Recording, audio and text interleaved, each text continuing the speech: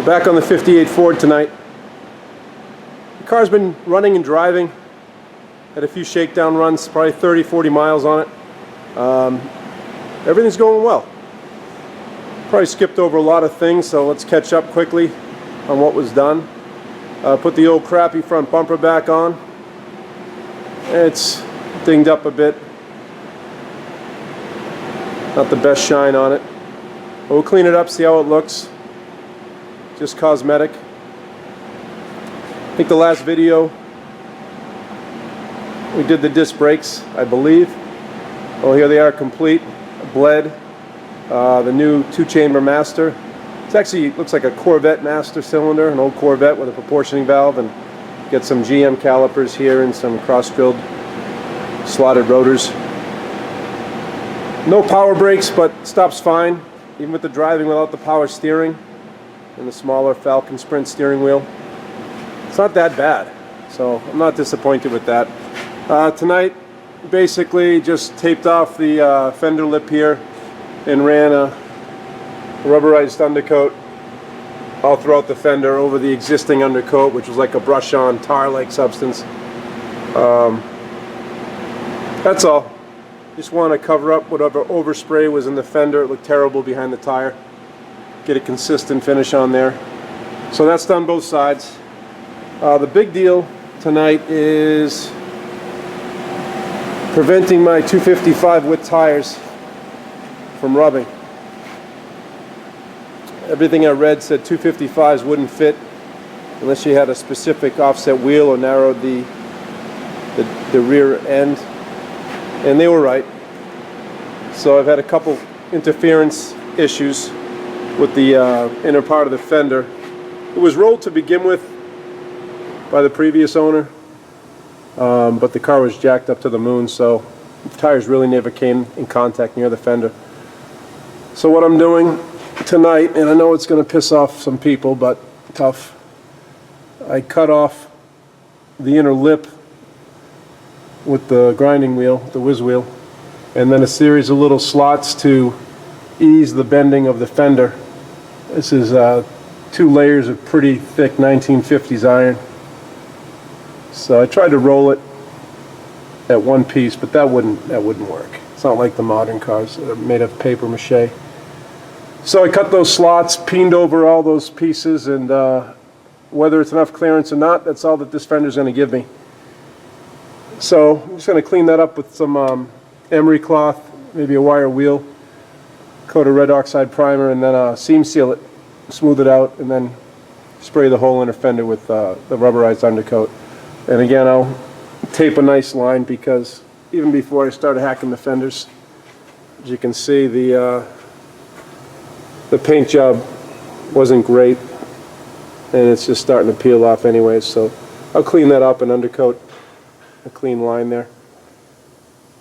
So this side is ready for the prep and paint and sealer. This side, you can see I zipped off a piece of sheet metal, and I've got all my slots cut. You can see how wide the fender was, and this has already been rolled and cut back, so the lip was pretty deep. So I'll peen all those over and give it the same treatment as I did on the right side. Stop about there. And I shouldn't have any clearance problems in the future. If I do, this rear axle does tend to shift because of these flimsy shackles and leaf springs. If I do, at least the tire is going to rub on a nice smooth surface. I also put some liquid traction bars in it, and those had to be clearance because the left lower corner there, I just cut off at a 45. It was just about coming in contact with the tire, and I know if I took a hard corner, I'd probably zip a hole right through the sidewall, so I'll touch that up with some yellow paint. Another thing we added was the rear sway bar.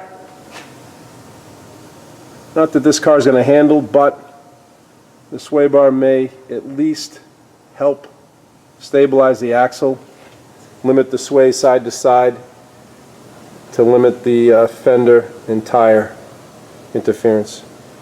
I've also put the dual exhaust on.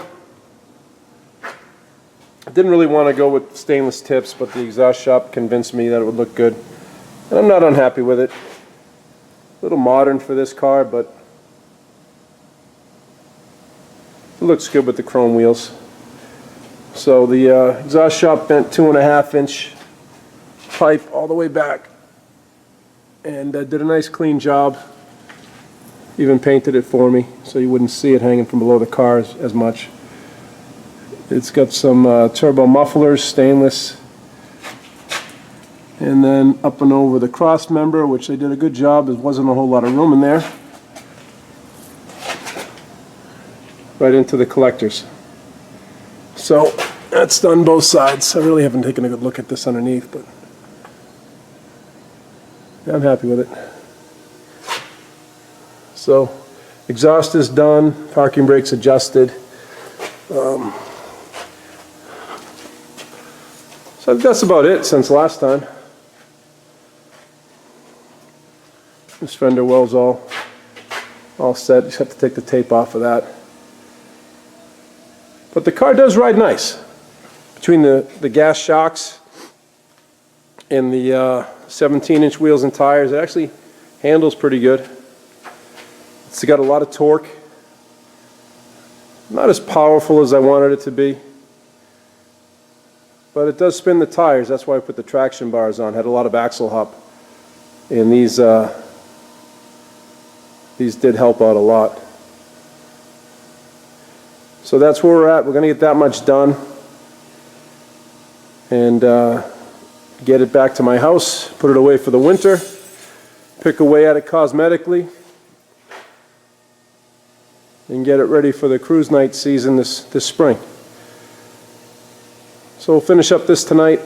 I'll take one more quick video of the finished product on the fenders, and next video probably a road test and get this carburetor dialed in. Maybe we can see if we can get smoke in 3 gears in this thing.